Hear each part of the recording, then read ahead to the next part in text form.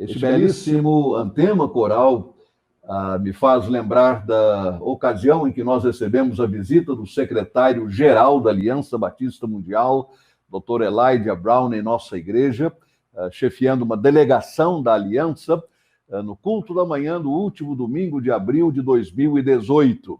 Ele havia pregado na Assembleia da Convenção Batista Brasileira, em Poços de Caldas, ele, a irmã Carolina Manrieri e o Dr. Jerry Carlisle, e estavam passando por São Paulo, vieram para pregar na Igreja Batista da Liberdade, ele pregar, os outros dois deram uma palavra de saudação à igreja, e naquela tarde rumaram para a cidade do Rio, onde tinham outros compromissos a cumprir, com vistas ao 22º Congresso da Aliança Batista Mundial, que estava previsto para julho do ano passado, como nós bem o sabemos.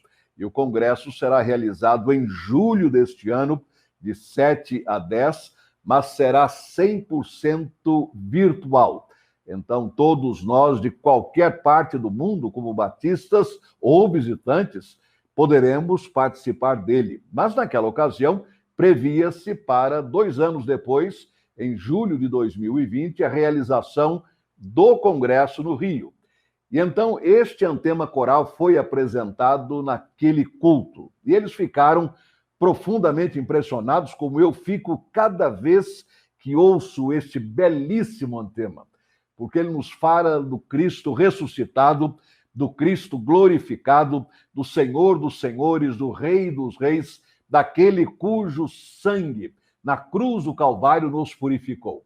E então comentamos depois do culto que o antema coral, pelo nosso grande coro e a nossa orquestra, bem poderiam ser apresentados, o antema apresentado com o coro e com a orquestra, no grande congresso dali há 2 anos. Acabou não acontecendo por causa da pandemia. Mas este hino retrataria, como nós comentamos depois do culto, daquele culto, este hino retrataria tudo o que aconteceria num congresso mundial daquela magnitude, como vai acontecer em julho deste ano, se Deus nos permitir, ainda que virtualmente. Isto é, todas as raças, todas as tribos, todas as nações, aqui usando as palavras do ponto de vista étnico e técnico, cada uma delas, e todos os idiomas, confessando que Jesus Cristo é o Senhor, para a glória de Deus Pai. Este texto de Filipenses, no capítulo 2, ele sempre fala muito ao meu coração, porque a despeito dos problemas do dia de hoje, das dificuldades, dos desafios, dos empecilhos que enfrentamos, a despeito da pandemia ou outra qualquer realidade, o fato é, irmãos e irmãs, que nós não temos a nossa vida confinada a este mundo. Nós, à luz da palavra de Deus, nós vemos muito além. Nós estamos olhando para o futuro quando, de fato, a palavra há de ser cumprida e toda língua confessará que Jesus Cristo é o Senhor, para a glória de Deus Pai. E não apenas isto, o mesmo texto diz que todo joelho se dobrará ao nome de Jesus. Hoje nós encontramos tanta perseguição, tanta oposição, e neste mês de missões mundiais, isto tem sido apresentado a nós em diferentes testemunhos e através dos materiais publicados por nossa Junta de Missões Mundiais e também por outras organizações missionárias em nível internacional, tantas perseguições, tantas opressões, tantas pressões, tantas barreiras, tantas dificuldades, tanta má vontade, mas um dia todos os joelhos se dobrarão. Não é um joelho sim, um joelho não, mas todo joelho se dobrará ao nome de Jesus. E toda língua, não é esta língua ou este idioma, sim, aquele idioma não, mas todos os idiomas, todas as línguas confessarão que Jesus Cristo é o Senhor, para a glória de Deus Pai. Irmãos e irmãs, para mim isso traz um conforto muito grande. Não apenas conforto, mas traz assim um ânimo, traz um estímulo, traz um encorajamento muito grande, saber que nós estamos labutando muitas vezes, semeando a preciosa semente com choro, como diz a palavra no Salmo 126, com lágrimas. Mas um dia todos nós voltaremos com alegria, trazendo os resultados em nossas mãos. Aquele será o dia em que toda língua confessará Jesus como Senhor e todo joelho se dobrará ao nome de Jesus. Para mim, isto exige no meu coração e no seu coração um grande amém, um grande aleluia, porque é isto que nós vamos presenciar.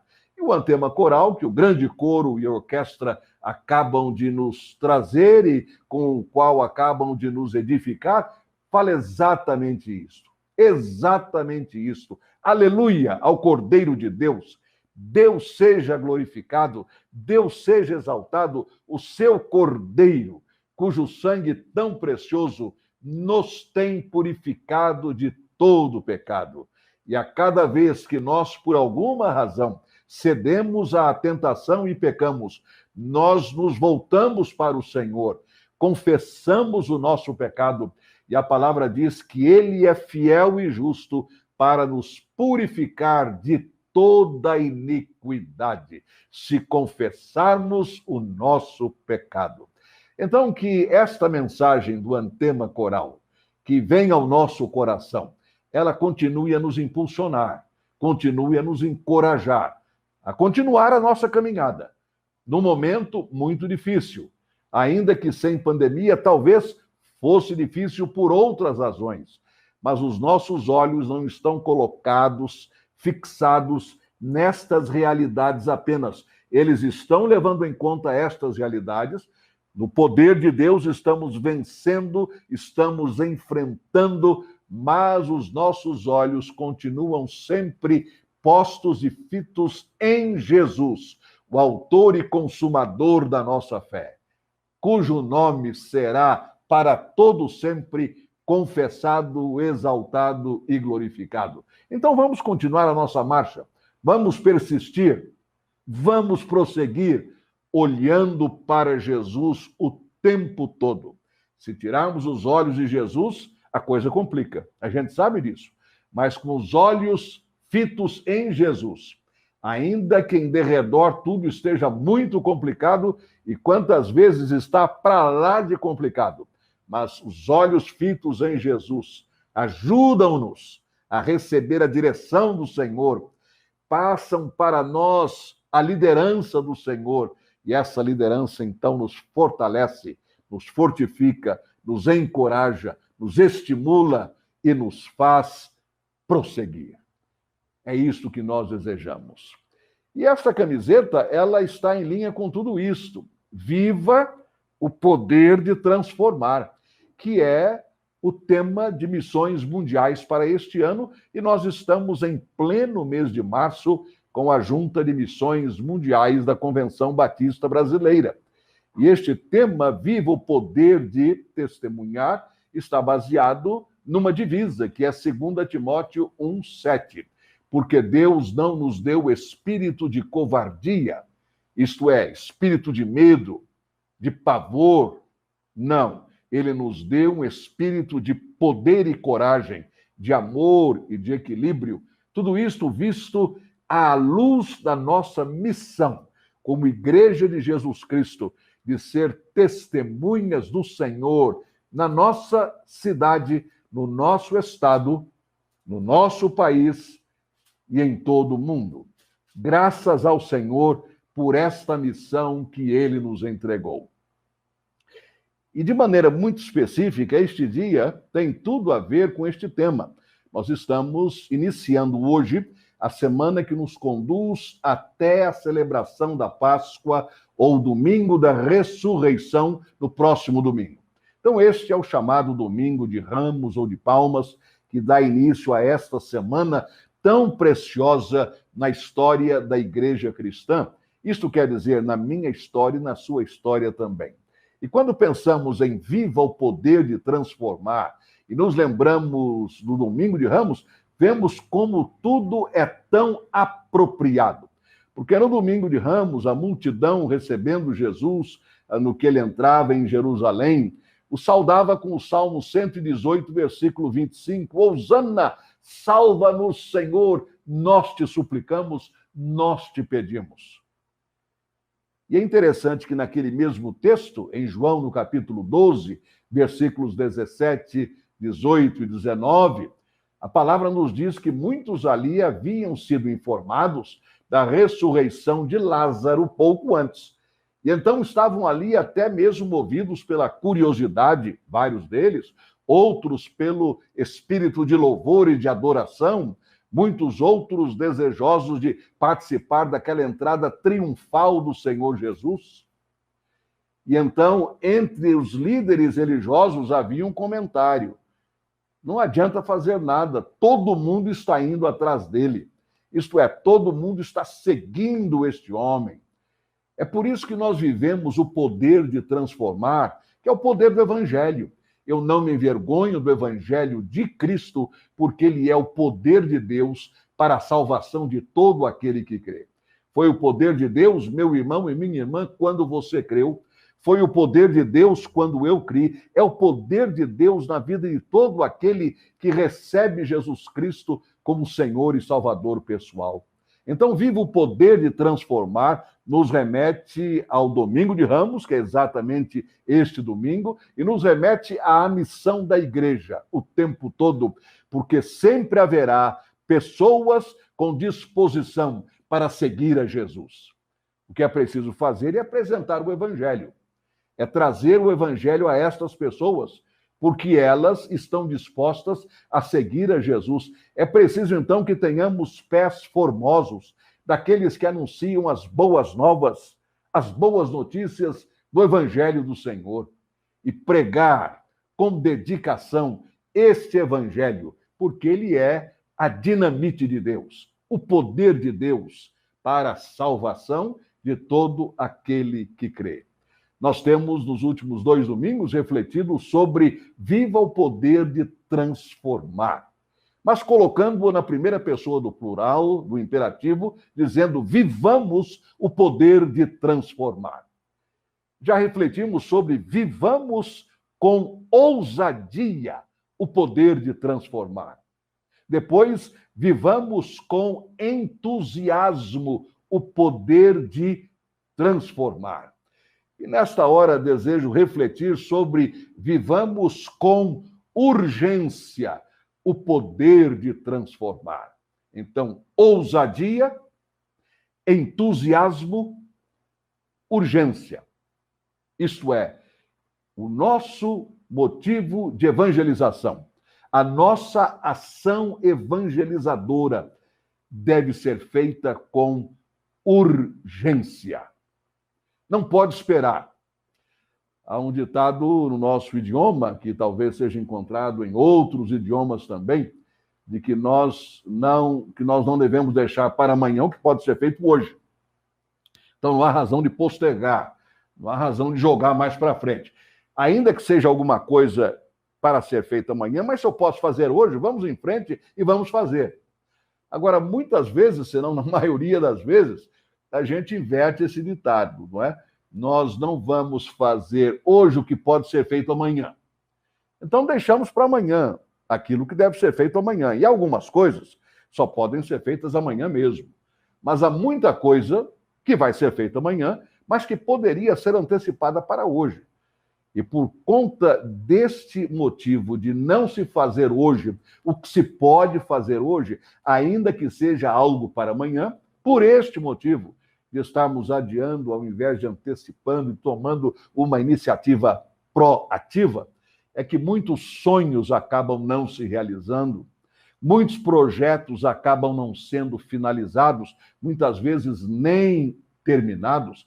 Quantas vezes cada um de nós pode olhar para trás e observar na nossa jornada individual quantas coisas ficaram lá e ainda não foram terminadas, e hoje talvez nem adiante mais, porque o tempo propício já passou, a ocasião não existe mais e nem exige mais. Então, muita coisa ficou para trás e vai ficar para trás mesmo. Talvez se tivéssemos feito hoje o que poderia ter sido feito amanhã, mas antecipando para hoje, nós estaríamos com muita coisa concluída, ou teríamos, a essa altura, a alegria, a satisfação de dizer: eu consegui concluir muitos dos meus projetos, não adiei, não posterguei, eu simplesmente fui em frente e fiz, ainda que não precisasse de fazê-lo naquele momento. Pois é, a evangelização, a obra de Deus, ela cabe perfeitamente neste argumento da urgência. A obra de Deus é para ser feita com urgência, é para hoje mesmo. Não é para amanhã, é para hoje, é para já. Porque o que está em jogo é a eternidade na vida de muita gente. Assim como alguém veio e nos trouxe o Evangelho, e através dele conhecemos a transformação do poder de Deus, e com isto a nossa eternidade foi definida, há muitas pessoas, irmãos e irmãs, neste exato momento, nesta noite de domingo, muitas pessoas cuja eternidade ainda continua indefinida, porque falta alguém que chegue a essas pessoas com o poder de Deus, alguém que viva de uma tal maneira que esse poder de Deus atraia a pessoa, que esse poder de Deus aguce a curiosidade da pessoa, para ela dizer: o que é que você está vivendo? Por que é que você vive dessa maneira? Eu também gostaria de ter essa paz que você tem. Eu gostaria de ter essa alegria que você demonstra ter. O que é que eu devo fazer? É a nossa ocasião de viver com urgência esse poder de transformar. Inicialmente, é preciso que nós vivamos com urgência o poder de transformar por causa da condição inalterada deste mundo. A pandemia, eu sei, ela colocou na prateleira muita coisa para ser posteriormente reexaminada e, quem sabe, ainda feita com algum sentido. Outras coisas já ficaram para trás. A pandemia atropelou milhões de projetos. Eu posso estar sendo exagerado, mas estou pensando agora em toda a humanidade, nos projetos das pessoas, das empresas, das igrejas, das organizações. Então, a pandemia atropelou muita coisa. A pandemia passou por cima de muita coisa. A pandemia zerou muita coisa. Isto sem contar as milhares e milhares e milhares de vidas, tanto em nosso país quanto fora dele, que foram ceifadas. Faz, creio que 1 hora, porque o culto já tem 1 hora e 10 minutos de duração, então foi poucos minutos antes do início deste culto, do falecimento pela Covid-19 de um colega de ministério, jovem ainda, diretor de uma de nossas escolas batistas, que há apenas 46 dias esteve com a direção do Colégio Batista Mineiro, em Belo Horizonte, para receber uma visão da possibilidade ou das iniciativas educativas da sua própria instituição. E o diretor do Sistema Batista Mineiro de Educação, no testemunho que colocou agora, há 1 hora, num grupo intitulado Líderes Batistas, ele fala sobre isso. Ele esteve comigo tão cheio de vida, tão cheio de planos educacionais para o seu colégio, mas não está mais entre nós. A pandemia atropelou milhares, milhares, milhares, milhares, milhões de vidas. Mas, por outro lado, ela não atropelou, nem zerou a pecaminosidade no coração humano. A pandemia não zerou a corrupção no coração humano. A pandemia não zerou a mentira e a desonestidade, o engano, o embuste no coração humano. A pandemia não zerou o fingimento no coração humano. A pandemia não zerou a imoralidade, a concupiscência no coração humano. A pandemia não zerou o egoísmo no coração humano. O que acontece é que ela drena tanto da nossa energia que a impressão que se tem, pelo menos comigo, é de que a vida toda parou, nada mais está acontecendo a não ser a Covid-19. Mas todas estas realidades espirituais e morais, elas continuam acontecendo. Elas não foram zeradas. E cada vez que nós assistimos aos noticiários ou nós lemos o que está sendo escrito pelo mundo afora, nós observamos isto, que toda a tragédia, toda a tristeza, toda a tragicidade da Covid-19 não conseguiu zerar o pecado no coração humano.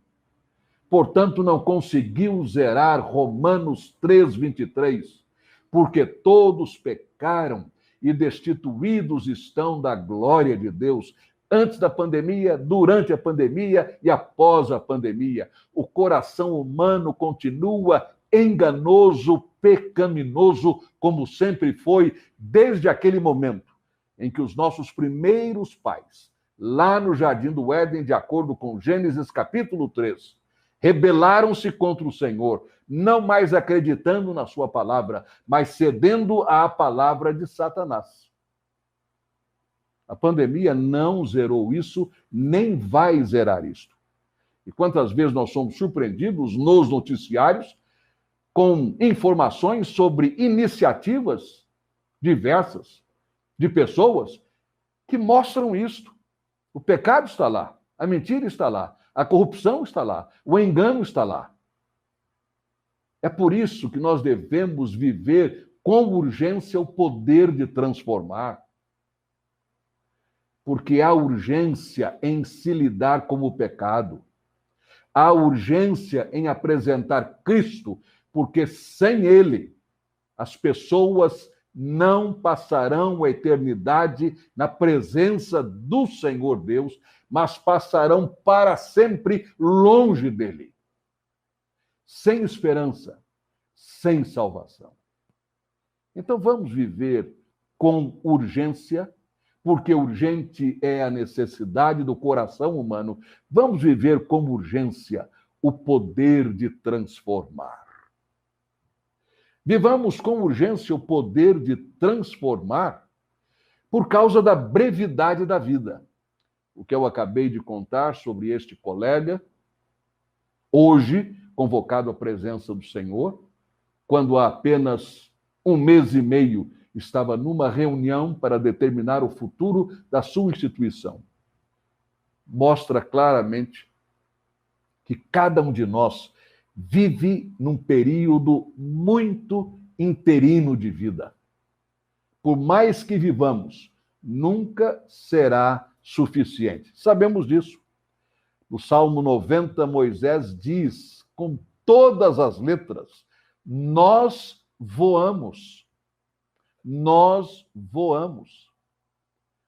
Quando nós dizemos na língua portuguesa, o tempo voa, é verdade mesmo, ele voa.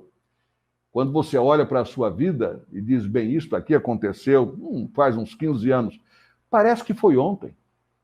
Esse parece que foi ontem se aplica o tempo todo, mas não foi ontem. 15 anos já se foram, 20 anos já se foram, 50 anos já se foram, 70 anos já se foram e assim por diante. Tudo voa. E por causa da brevidade da vida humana, nós temos de viver com muita urgência o poder de transformar, não apenas por causa da brevidade na nossa vida como proclamadores do poder de transformar, mas também da brevidade da vida para aqueles que ouvem a mensagem do Evangelho. Na carta de Tiago, ele nos fala sobre isto, numa linguagem claríssima, que não exige nenhum esforço maior de interpretação bíblica. Tiago, capítulo número 4, começando com o versículo número 13, aliás.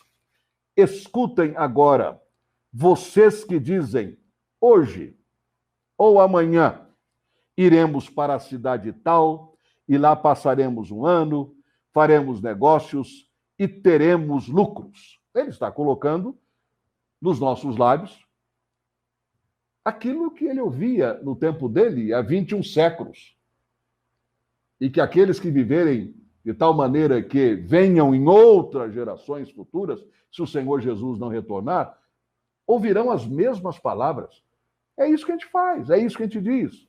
Olha, se for possível, amanhã eu estarei no lugar tal, mas depois da manhã eu já estarei no lugar tal. Na quarta-feira eu devo viajar para tal e tal cidade, mas no sábado eu espero estar de volta, porque no domingo eu não posso perder os cultos da igreja. Tudo isso faz parte do nosso planejamento e do nosso vocabulário. Mas olha o que Tiago diz. Vocês não sabem o que acontecerá amanhã. É fato. Eu não sei. E você não sabe. Nós temos uma ideia e planejamos. Ainda hoje à tarde eu já fiz aquilo que normalmente eu faço à noite, no final do dia mesmo, que é esboçar a agenda a cumprir no dia seguinte. Então, se você pegar o meu iPad, você vai ver lá, segunda-feira, 29 de março de 2021, manhã, isso. Tarde, isso.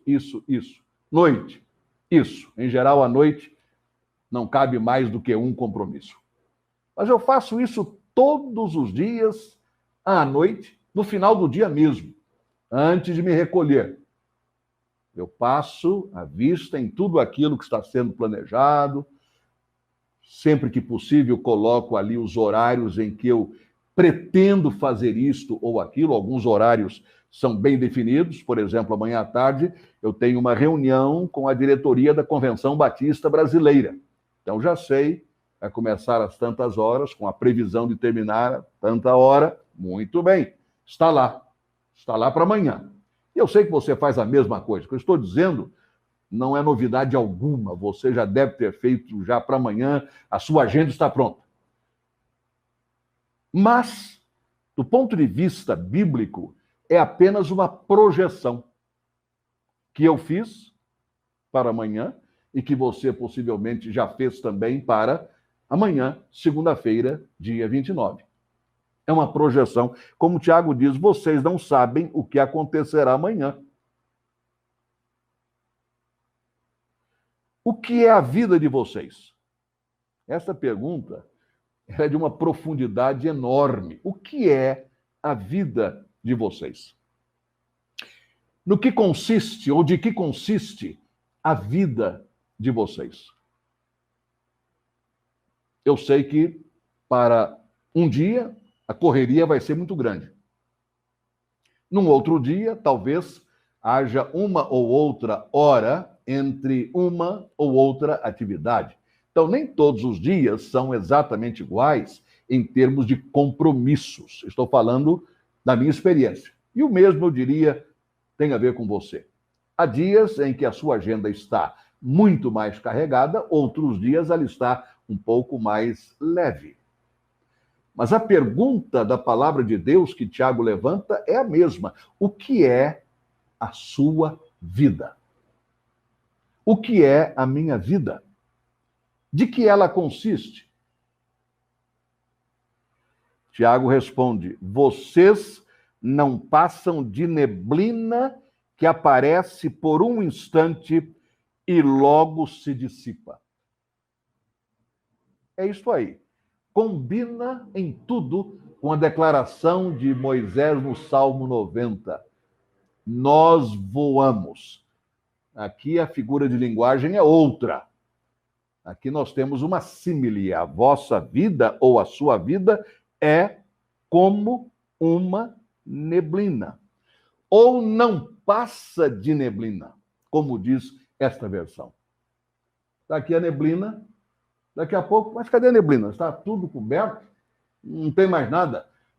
Tiago está dizendo, a vida é assim. Ela estava ali e depois já não está mais. E esse depois, às vezes, é uma fração de segundo. É um momento. Em outras versões diz, a vossa vida é como um vapor que surge e logo se desvanece, desaparece, se dissipa. E, na realidade, por mais que vivamos, vamos e venhamos, será que teremos vivido o suficiente? Eu acho que não. tenho encontrado muitas pessoas que estão realmente com uma idade extraordinária. E se você conversar com elas, como eu tenho conversado, para elas tudo parece que foi ontem. Tudo parece que foi ontem. Lembro-me de uma tia de minha mãe, muito bem demais, morava aqui em São Paulo, íamos à casa dela, quantas vezes quando vínhamos passar as férias aqui, íamos lá à tarde para tomar um café com leite, um bolo que ela fazia muito bem, ou um bolinho que eu não sei exatamente do que era, mas a gente chamava de bolinho de bigode, porque tinha uma carinha que alguma coisa sobressaía naquele bolinho. A gente adorava aquilo, como se diz, adorava no sentido de gostar, é evidente. A gente gostava demais daquilo. E ela viveu muitos anos. Eu creio que foi até 102 ou 103. Quando ela estava com 101 anos, de repente ela caiu em si e disse: eu já estou com 101 anos. Um primo nosso, primo da minha mãe, portanto, primo em segundo grau, para mim, igualmente pastor, foi conversar com ela para trazer certo alívio ao coração dela, porque de repente ela se viu no final da linha. 101 anos, ela não estava na cama, ela estava bem, mas o número a espantou, 101 anos.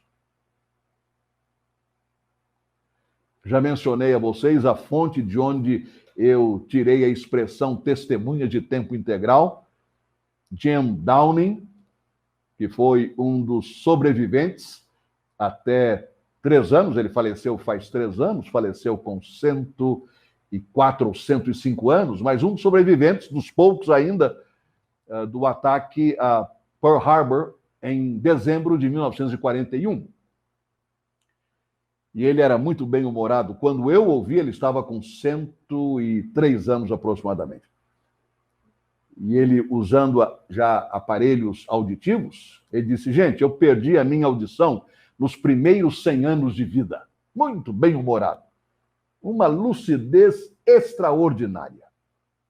Mas notem bem, ele estava muito bem, lúcido, extraordinariamente bem, falando a um auditório, trazendo o seu testemunho como evangelista. E dele veio a expressão que eu, na hora, aprendi e passei a usar quando cheguei à liberdade.